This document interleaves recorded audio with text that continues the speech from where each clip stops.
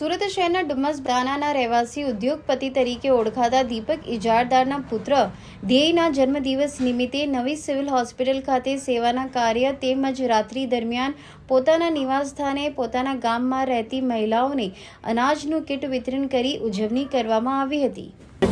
હું દીપક ઇજારદાર સુલતાનાબાદ ડુમસ ભીમપોર ગવિયર મગદલાનો સૌથી પહેલો રિયલ એસ્ટેટ ડેવલપર આજે મારા પુત્રની 19મી વર્ષગાંઠ છે। ધ્યેય દીપક ઇજારદારની બાજુમાં બેઠેલા છે, એમની 19મી વર્ષગાંઠ છે। કોઈ અનોખી રીતે ઉજવવાનો મેં પ્લાન કર્યો અને ભલે 15 લાખ જાય પણ આ વખતે નક્કી કર્યું કે પૈસા એમ ઉડાવવા નથી અને તેની જગ્યાએ સિવિલના 1200 પેશન્ટ એ લોકોને દરેક પેશન્ટોને 1000 રૂપિયાવાળી કીટ એની સાથે સરસ મજાનો મોટો બાથ ટોવેલ અને એની સાથે એક સાડી આપવાનું નક્કી કર્યું અને તેનું વિતરણ કરવા અમે આજે અહીંયા આવ્યા છે।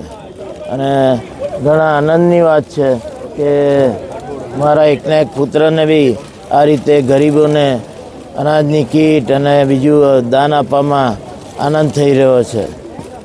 એ જ આજે વાર્તા છે, બીજું કંઈ છે નહીં। અને સાંજે એમની કેક કટિંગ છે 5 વાગે સત્યનારાયણ કથાની અંતે અને એ 2:30 થી 5 ચાલશે। પ્રસાદ લઈને કેક કટિંગ કરશું અને આપ સૌ મારી સાથે ડિનર લેશો એવી અપેક્ષા છે।